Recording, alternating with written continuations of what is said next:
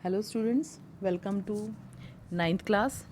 और जैसा कि आपको पता है कि हम अपना फर्स्ट चैप्टर कर रहे थे जिसका नाम था लोकतंत्र क्या, लोकतंत्र क्यों।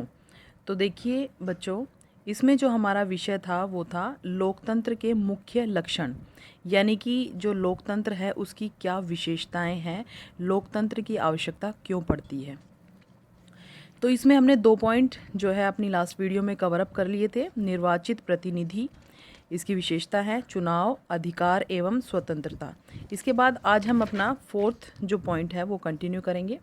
तो देखिए हमारा जो चौथा पॉइंट है, मुख्य बिंदु है, वो है कानून का शासन। तो देखिए बच्चों, जो लोकतंत्र है उसकी विशेषता क्या है कि लोकतांत्रिक शासन प्रणाली में कानून सर्वोपरि है, यानी सबसे ऊपर कानून है, कानून का शासन चलता है। तो देखिए इसे एक्सप्लेन करते हैं। लोकतंत्र का एक महत्वपूर्ण लक्षण कानून का शासन है। कानून की दृष्टि में सभी नागरिक समान होते हैं और कानून सबसे ऊपर होता है, यानी कि यदि जो कानून है, कानून की नज़रों में सभी समान होते हैं, चाहे वो देश का कोई आम नागरिक हो और चाहे वो देश का राष्ट्रपति ही क्यों ना हो, सभी के लिए समान नियम कानून है और सभी को जो है समान रूप से इसको फॉलो करना होता है। इसके बाद अपना जो नेक्स्ट पॉइंट है वो है स्वतंत्र न्यायपालिका। तो बच्चों, न्यायपालिका से मतलब है कोर्ट, यानी कि जो हमारे देश का जो कोर्ट है, न्यायपालिका जो न्याय करती है वो स्वतंत्र है। तो देखिए इसे एक्सप्लेन करते हैं। स्वतंत्र न्यायपालिका लोकतंत्र का एक महत्वपूर्ण लक्षण है। देखिए सबसे जो मुख्य अंग है वो न्यायपालिका है। अगर ये स्वतंत्र नहीं होगी तो स्वतंत्र रूप से न्याय कैसे करेगी। तो लोकतांत्रिक जो शासन पद्धति है उसमें न्यायपालिका का स्वतंत्र होना सबसे अधिक महत्वपूर्ण है। इसीलिए ये जो है लोकतंत्र की विशेषता है, लोकतांत्रिक देश की विशेषता है कि यहाँ पर जो है न्यायपालिका स्वतंत्र होती है। न्यायपालिका न्याय का वितरण करती है और सभी नागरिकों के अधिकारों की रक्षा करती है। देखिए जब भी तो हम कई बार सुनते भी हैं कि भाई हम आपको जो है कोर्ट में देखेंगे, यानी कि कोई यदि किसी व्यक्ति को लगता है कि मेरे साथ नाइंसाफ़ी हो रही है तो हमें जो है आपस में लड़ने की ज़रूरत ही नहीं है, क्योंकि हमारे देश की जो न्यायपालिका है ये स्वतंत्र है। हमें इस पर जो है अपने देश के न्याय जो संविधान है उस पर विश्वास रखना चाहिए। और न्यायपालिका स्वतंत्र होने के कारण सभी लोगों को समान रूप से उनके अधिकारों की रक्षा करती है। इसीलिए ये भी जो है ये हमारा जो लोकतंत्र है, लोकतंत्र की एक जो है विशेषता है कि हमारी जो न्यायपालिका है ये स्वतंत्र है। इसके बाद हमारा 6th जो पॉइंट है वो है संगठित विरोधी दल। तो देखिए आपको पता है कि हमारे देश में बहुत सारे दल हैं, कोई एक दल नहीं है। आपने नाम सुना भी होगा, जैसे कांग्रेस पार्टी है, बीजेपी जो दल है, या और बहुत सारी जो है अनेक पार्टियां हैं। तो देखिए सारी पार्टियां एक साथ जो है शासन नहीं कर सकती। सरकार केवल एक पार्टी बनाती है, वो भी जो जीतने वाली पार्टी है।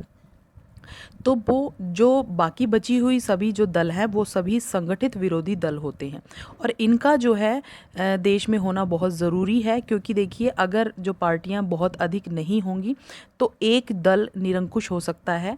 वो जो सत्ता को हासिल करने के बाद अपनी निरंकुशता जो है फैला सकता है, यानी कि निरंकुश शासन पर उतर सकता है, यानी उसको कोई रोकने टोकने वाला नहीं होगा, वो अपने मन मर्जी का शासन करेगा।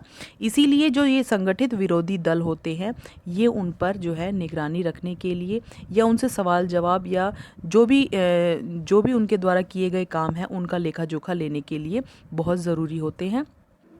तो इसकी डेफिनेशन देख लेते हैं। लोकतंत्र की एक अन्य विशेषता क्या है कि देश में विरोधी दल अथवा अनेक दलों का मौजूद होना। विरोधी दल क्या करती है, सरकार के कार्यों पर निगरानी रखती है, यानी कि जो दल सत्ता में होता है वो इनके प्रति जवाबदेह होता है, यानी उसके द्वारा किए गए कार्यों को यदि विरोधी दलों को पसंद ना आए तो विरोधी दल उनसे सवाल जवाब कर सकते हैं या उनके जो कार्यों पर निगरानी रख सकते हैं। इसके बाद देखिए हमारा जो विशेषताओं में लोकतांत्रिक जो शासन पद्धति है उसकी विशेषताओं में जो आखिरी पॉइंट है वो है धर्म तथा संस्कृति की स्वतंत्रता।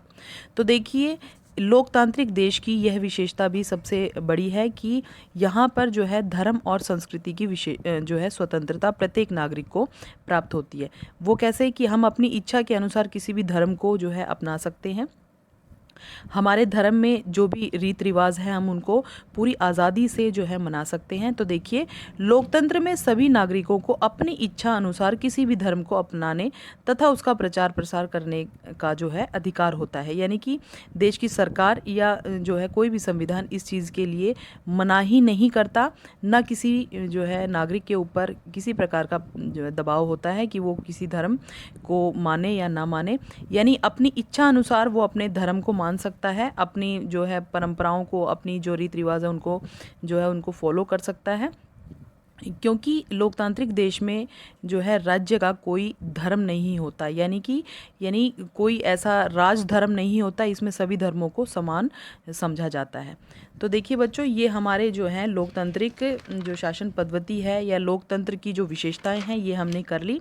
इसके बाद देखिए हमारा जो है थर्ड पॉइंट है वो है लोकतंत्र के पक्ष में तर्क। यानी कि अगर हम इसके जो है इसकी पॉजिटिविटी देखें कि लोकतंत्र जो है किस लिए लाभदायक है हमारे लिए, या लोकतंत्र की आवश्यकता हमें क्यों पड़ती है, या ये लगा लीजिए कि इसके क्या लाभ है, लोकतंत्र जो लोकतांत्रिक शासन प्रणाली है जो इसके लाभ क्या होते हैं, तो हम इसको वन बाय वन डिस्कस कर लेते हैं।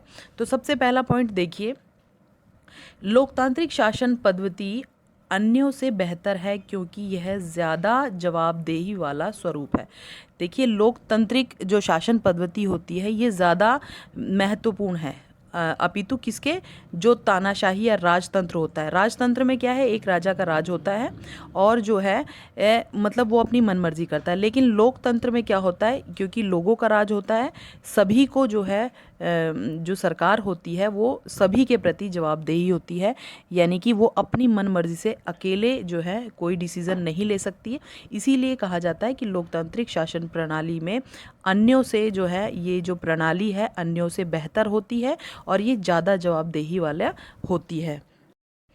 दूसरा पॉइंट है हमारा, लोकतंत्र बेहतर निर्णय लेने की संभावना बढ़ाता है। तो देखिए, लोकतंत्र में जो निर्णय लिए जाते हैं वे बेहतर क्यों माने जाते हैं, क्योंकि देखिए कोई भी एक व्यक्ति या जो सरकार में जो सर्वोपरि है वो अपनी मर्ज़ी से डिसीज़न नहीं ले सकता। यदि हमें जैसे मान लीजिए सरकार के द्वारा कोई नियम या कानून बनाया गया है और वो नियम या कानून हमें पसंद नहीं आता, तो हम उसके प्रति जो है कोर्ट में अपील कर सकते हैं, या मतलब अपने अधिकारों की रक्षा के लिए जो है वो कोर्ट में डिमांड रख सकते हैं। तो देखिए, इसी वजह से कहा जाता है कि लोकतंत्र में जो है बेहतर निर्णय होता है। यानी सभी जनमानुषों यानी सभी देश के नागरिकों के अधिकारों की रक्षा की जाती है और जो है उनकी बेहतरी के लिए कार्य किया जाता है। इसके बाद जो नेक्स्ट हमारा थर्ड पॉइंट है वो देखिए, लोकतंत्र मतभेदों और टकरावों को की जो संभावना है जो संभावना के जो तरीके हैं उन्हें उपलब्ध करवाता है। यानी कि मतभेद और जो टकराव है उनकी जो स्थिति है उसको उत्पन्न नहीं होने देता। यानी कि देख लीजिए, मान लीजिए अगर देश की सरकार, जैसे मान लीजिए कोई सरकार है और यदि उसने कोई नियम या कानून जो है लागू कर दिया, या जैसे कोई नया अध्यादेश जो है लागू कर दिया और वो जो है आम जन को पसंद नहीं आता, तो इसमें हमें जो है आपस में टकराव की स्थिति उत्पन्न करने की आवश्यकता ही नहीं है। हमें जो है सरकार से लड़ने की या सरकार को हमें किसी प्रकार की सफाई देने की ज़रूरत नहीं है, क्योंकि जो लोकतंत्र में ऐसे प्रावधान हैं या ऐसे नियम कानून बना रखे हैं कि इसमें जो है किसी भी व्यक्ति के साथ, किसी भी देश के नागरिक के साथ किसी भी प्रकार की नाइंसाफ़ी नहीं हो सकती है। हम जो है, हमारे पास कोर्ट है, हमारे पास स्वतंत्र न्यायपालिका है जिसमें जाकर के हम अपने अधिकारों की मांग कर सकते हैं। इसके बाद हमारा फोर्थ पॉइंट है कि लोकतंत्र नागरिकों के सम्मान में वृद्धि करता है। तो देखिए, ये बहुत महत्वपूर्ण जो है पॉइंट है। वो कैसे कि लोकतंत्र में जो है वाकई में जो है नागरिकों के सम्मान में वृद्धि होती है। किस तरह से, देखिए जब आप मतदान के लिए जाते हैं तो उसी पंक्ति में जो मतदान की जो पंक्ति है उसी में एक गरीब जो नागरिक है, देश का गरीब से गरीब नागरिक भी उसी लाइन में खड़ा होता है, और जो बड़े से बड़े नेता हैं या हमारे इवन कि हमारे जो राष्ट्रपति भी हैं तो उन्हें भी लाइन में खड़े होकर के ही मतदान देना पड़ता है। यानी कि उस समय जो है कोई गरीब या अमीर नहीं होता है। तो इस तरह से हम कह सकते हैं कि लोकतंत्र में नागरिकों के सम्मान में वृद्धि होती है। यानी कि जो लोकतांत्रिक शासन पद्धति है इसमें जो है सभी नागरिक समान यानी एक दृष्टि से देखे जाते हैं। इसके बाद हमारा लास्ट पॉइंट है लोकतांत्रिक व्यवस्था दूसरों से बेहतर है क्योंकि इसमें हमें अपनी त्रुटि ठीक करने का अवसर मिलता है।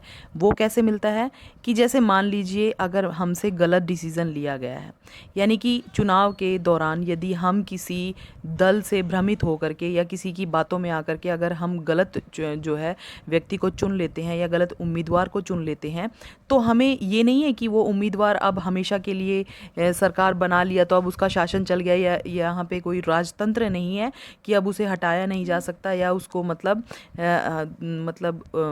हटाने के हैं उसके उपाय हैं हमारे पास, क्योंकि हर 5 साल के बाद जो है लोकतांत्रिक शासन प्रणाली में हर 5 साल के बाद चुनाव होते हैं।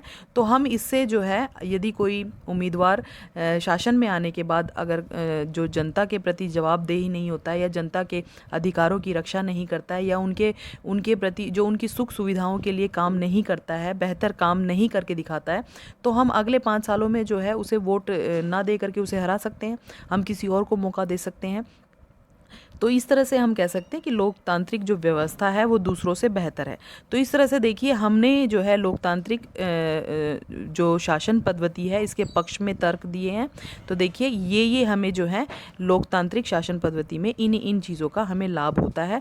तो इस तरह से हम कह सकते हैं कि लोकतंत्र हमारे लिए जो है काफ़ी फ़ायदेमंद है। Thank you, have a nice day.